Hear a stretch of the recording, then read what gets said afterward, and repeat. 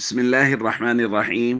عن أبي هريرة رضي الله تعالى عنه قال قال رسول الله صلى الله تعالى عليه وسلم: إذا مات الإنسان انقطع عنه عمله إلا من ثلاثة: إلا من صدقة جارية أو علم ينتفع به أو ولد صالح يدعو له. رواہ مسلم۔ نبی کریم صلی اللہ علیہ وسلم نے ارشاد فرمایا، جب انسان فوت ہو جائے تو اس کے اعمال کا سلسلہ منقطع ہو جاتا ہے سوائے تین قسم کے اعمال کے۔ نمبر ایک صدقہ جاریہ، نمبر دو ایسا علم جس سے فائدہ اٹھایا جائے، اور نمبر تین ایسی نیک اولاد جو اس کے لیے دعا کرے۔ دوستو، جب انسان دنیا سے چلا جاتا ہے تو اس کے دو قسم کے اعمال ہیں جو اس کے لیے فائدہ دیتے ہیں۔ ایک تو پیچھے والوں کے اعمال جس کو ہم اصالہ ثواب کہتے ہیں، ایک یہ ہے کہ زندگی میں وہ خود ایسے اعمال کر گیا ہے جن کا ثواب، اجر اور اس کا سلسلہ اس کے چلے جانے کے بعد بھی اس کو مل رہا ہے۔ ان میں سے تین اعمال کا نبی کریم صلی اللہ علیہ وسلم نے یہاں ذکر فرمایا ہے۔ ایک ہے صدقہ جاریہ، یعنی ایسا کوئی کام کر گیا، کوئی چیز وقف کر گیا جس کا سلسلہ جاری ہے، مسجد بنوا گیا، مدرسہ بنا گیا، کوئی ایسا جس کا سلسلہ بعد میں بھی جاری رہا۔ یہ اس نے اپنا ہی عمل کیا تھا جس کا ثواب اس کو مسلسل مل رہا ہے۔ دوسرا ایسا علم جس سے فائدہ اٹھایا جائے۔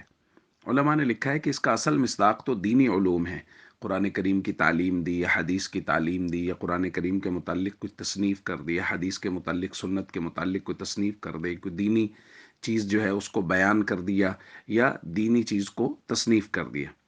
لیکن علماء نے لکھا ہے کہ اس میں دنیاوی فنون بھی شامل ہیں، کہ اگر کوئی آدمی لوگوں کی فلاح و بہبود کے لیے ان کو کوئی ہنر سکھاتا ہے، کوئی ایسا علم دنیاوی سکھاتا ہے جس سے وہ فائدہ اٹھاتے ہیں، تو وہ بھی اس کا مصداق ہو سکتا ہے۔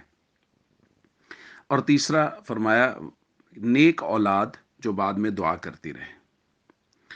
دیکھیں، ہمارے معاشرے میں بہت سے مسائل ہیں، اور ان مسائل میں سے ایک بہت بڑا مسئلہ یہ ہے کہ ہم لوگ اپنی آخرت کی طرف بہت کم متوجہ ہیں، خود اپنے اعمال کے اعتبار سے بھی اور اپنے پیچھے والوں کے اعمال کے اعتبار سے، کہ پیچھے والے بھی ہمارے لیے کچھ بہتر کر سکیں۔